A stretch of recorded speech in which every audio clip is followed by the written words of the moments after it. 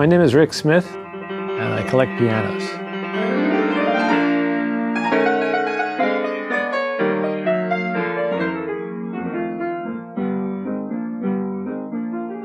This is a player piano. To be specific, it's a reproducing piano because it does more than a normal player piano would do. It plays with expression. When I was growing up in New York City, my mother would take me with her whenever she went someplace, and invariably there was a piano there, so while she was busy with the adults, I would be off playing the piano, or trying to anyway, and I always wanted a piano. From that point on, I was maybe 7 or 8 years old, but we had no money, we had no space, I had no piano. So I've compensated for that now, somewhat. I have over 450 pianos, of which about 80 are in my personal collection of rare and unusual pianos.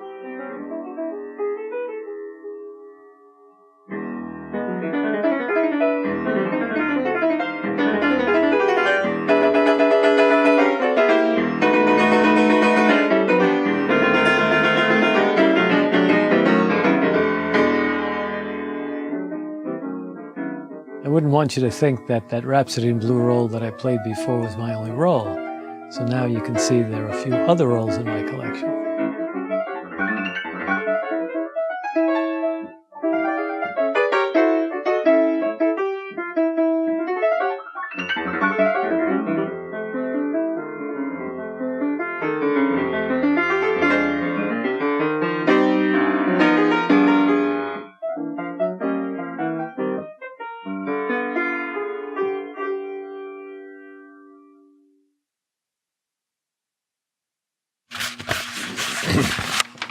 This is a player piano roll, and as it's running on the piano, air is going through these little holes and telling which keys to play and for how long. These were handmade rolls from 1910 to 1930, all played by hand. I started this business with one piano, and before that, I was in the automobile business originally. I wanted a piano. I found somebody that had a car that needed a paint job.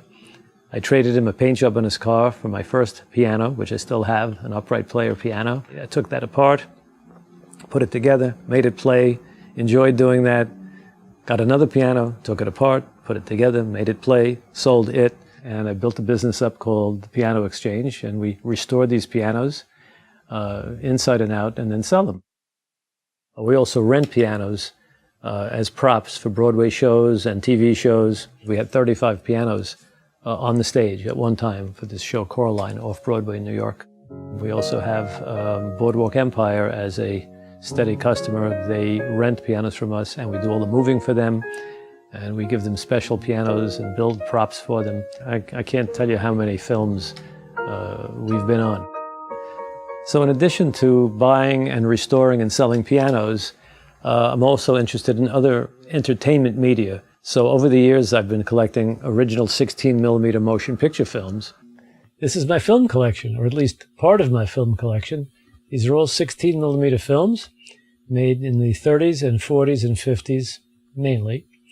Mostly black and white, all sound, and all wonderful. And there are several thousand reels altogether. Only a few hundred in this room, but we have other rooms.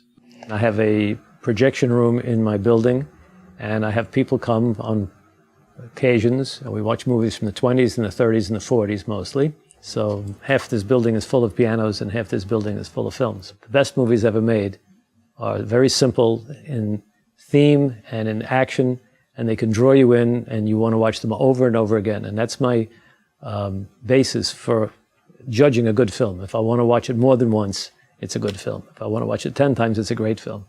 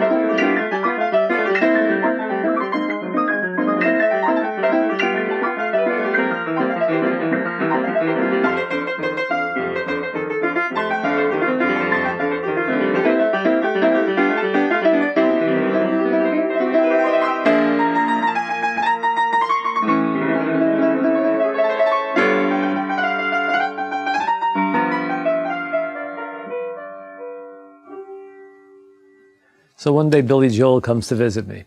He just walked in the door. I was at the top of the stairs. I took a look downstairs. There was somebody here. I got the idea that it might have been Billy Joel just by the shape of him. And when I came down to the bottom of the stairs, he was standing there, and I said, "Oh, the piano man meets the piano man." So after that, we talked a little bit, and he came to ask me a question. He has a Bosendorfer, he said, very expensive piano, maybe $200,000 piano. And the lid was warped. And he said, "What do I do? The lid is warped on my piano." So I told him, next time, buy a better piano.